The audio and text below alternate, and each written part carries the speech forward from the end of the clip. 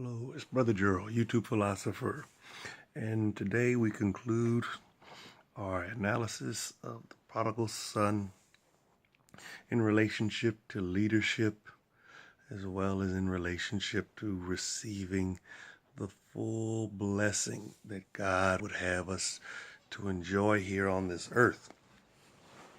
Because the point of me making this video is that so many black women will talk and they'll be, over 40 years old, and they'll find themselves alone, divorced, maybe with children that love them, but ultimately they don't have a male companion such as a husband.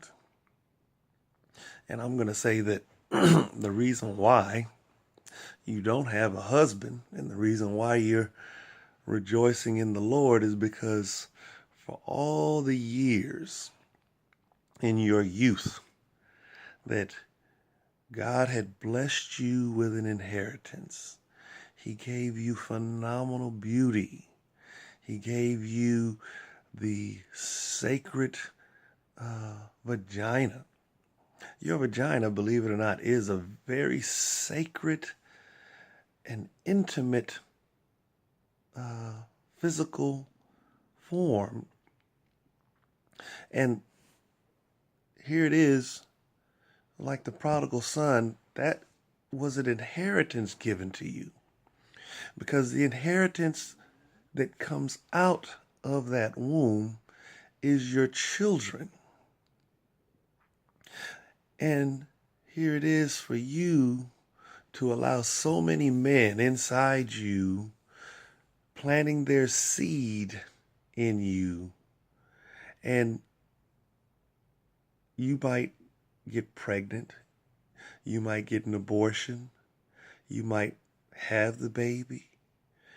There's so many different variations of the theme, but the long and the short of it is God intended for only one man to plow your field, to plant the seed that would ultimately give you an inheritance, which is your children. But you're just like the prodigal son. You're going to spend your inheritance on riotous and reckless living, only to find yourself bankrupt and in a situation where you really don't know what to do. You're alone. And so now you say, well, I'm going to go back to the Lord. I'm going to go back to church. And in no ways is he going to turn me away. And I'm going to go back and I'm going to be willing to work as a servant. And God doesn't have a problem with you coming back working as a servant. But it's at a point where he's trying to teach you some things that for all this riotous and reckless living that you spent, you don't have a clue as to really what is being asked of you as not a servant in the Father's house, but as a inheritor, as someone who has an inheritance. You think that you've given up everything because you're alone and you're coming back home, and the only thing you're able to do now is work as an employee for your father. But he's basically saying, no. Young ladies, not only are you going to be able to work, but you're going to be able to teach others how not to squander the inheritance. Because once you're able to teach these others how not to squander the inheritance, they're going to become servants that have surplus and gain. And this is the point of the whole story that you black women are just failing to see. You're happy to be at home. You're happy to be around the Father, because everything that he's been instructing you to do was the very thing that attracted people to you. Like, for example, the prodigal son. He leaves to go off into a far country to engage in riotous and reckless living. But the thing is, the riotous and reckless living wouldn't have been possible without the father having bestowed upon him his inheritance. So when he goes off to this far country, he's dressed down, he's got money, and people see it and recognize it. And he's really flaunting his wealth. He's showing out, which is on another level what black women do.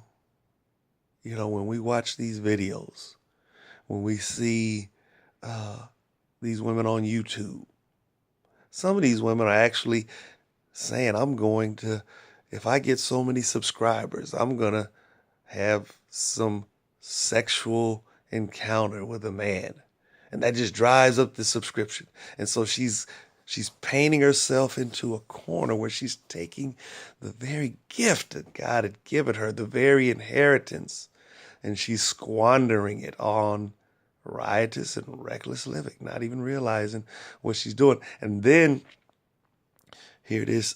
She's going to attach herself to a society that is going to further exploit her and use her and bring her down to a point where the only thing she can see is up. She'll be so low that she's going to only be able to see up, but it's going to be at a point where she has to literally get out, totally out of that country, and go back home. Totally out of the country, back home. So now here it is. You women have an opportunity to come back home. And God doesn't mind bringing you back home. But in your humility, in your forced humility, you've been humiliated. And there's a difference between real humility and humiliation. So you've been humiliated to the point where you go back home and the father meets you well before you get home, before you get to the gate. Because think about it like this. The father saw the son afar off. So he wasn't quite home. And he runs out to meet him. And the son says, Dad, I'm humiliated.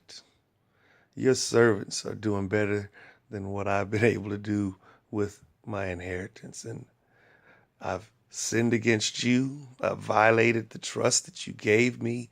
You entrusted me with this inheritance to go out into the world to do what I saw you do. But what did I do? I come back broke and busted.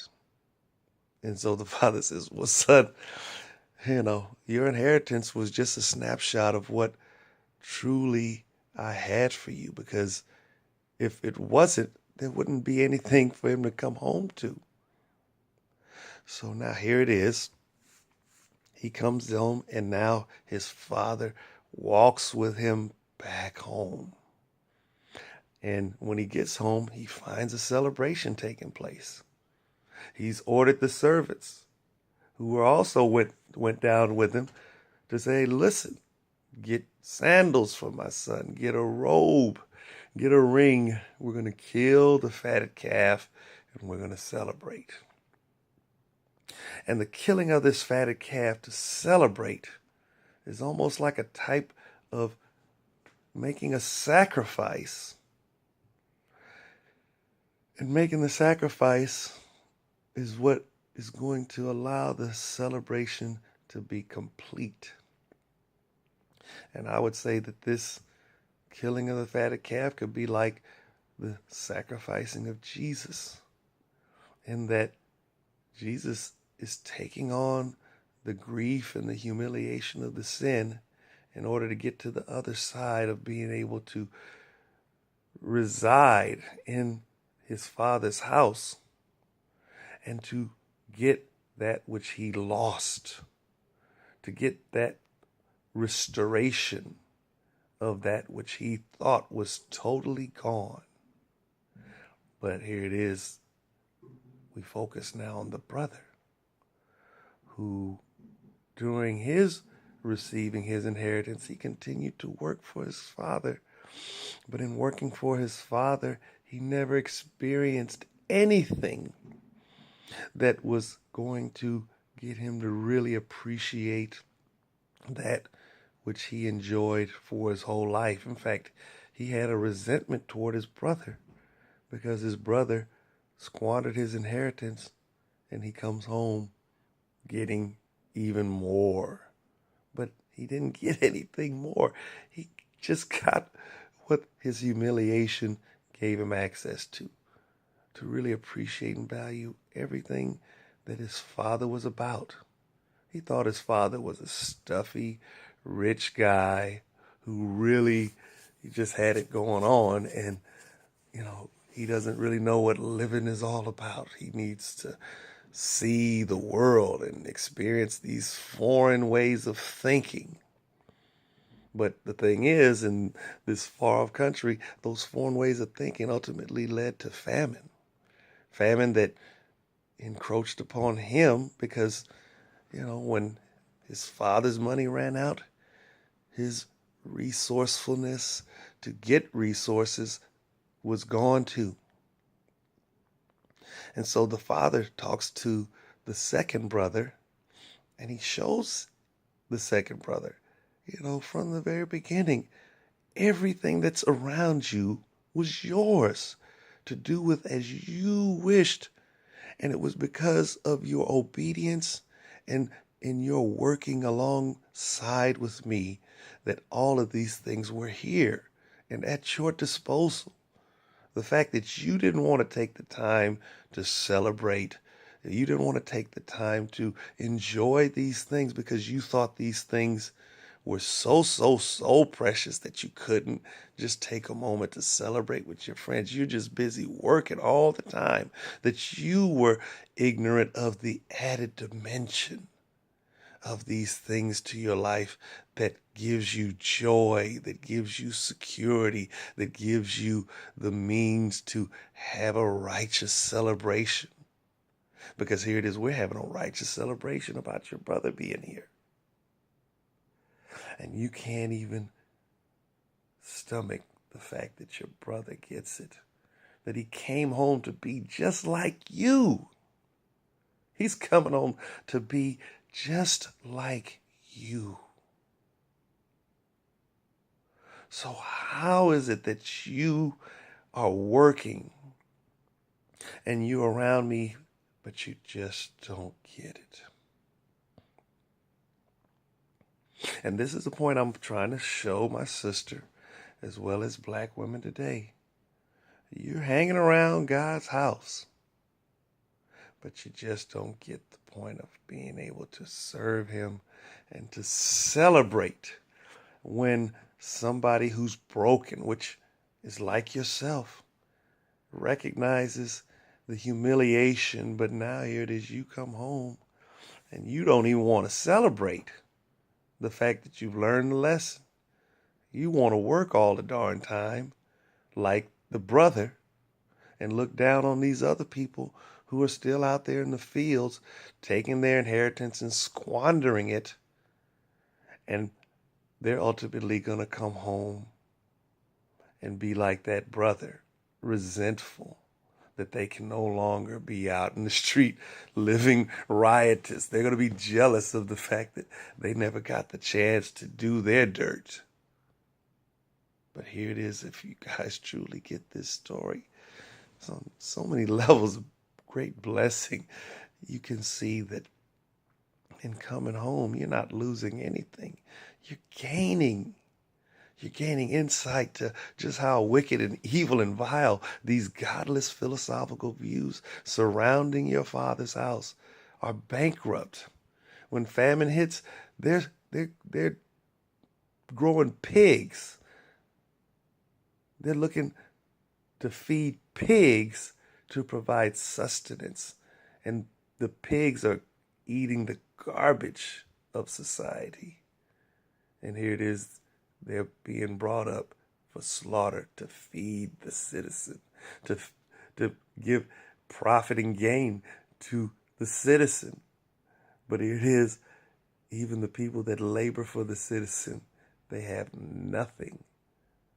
The pigs are getting more profit and gain than even the workers. So why do we continue to work and serve a society that is godless? And this is what I'm trying to get you guys to see. You can live in a society that's godless and acknowledge the fact that this society has nothing of real value for me. And once you see and recognize this, that's when you can go to work and you can teach your children. And if you made the mistake of not teaching your children, you can grab those grandchildren. You can grab the neighbor's child, because these people are going to be drawn to you, just as these foreigners were drawn to that rich, the prodigal son. They were drawn to his treasure that he was so willing to squander with them. And so this is all I have to share with you guys about this. And I just pray that in hearing this lesson, you guys will think clearly and get that blessing, because God has given you so much already and you squandered so much already. But you know what? There's nothing wrong with returning home, because you know what? That Heavenly Father, that rich man who relied on his Heavenly Father for profit and gain and benefit, he continued to be a blessing to all that were around him. And so too, you women can as well, but you're going to have to be humiliated, but you're going to have humility to be able to get instruction from men, godly men like me, because I want to teach a woman some of the insights that God has given me. I want her to enjoy the profit and gain that I'm enjoying now, that I've focused all of my energies. I'm rejoicing in the Lord, but I'm rejoicing in the Lord to teach women that which they lack. And with that, I depart. Peace and blessings to all.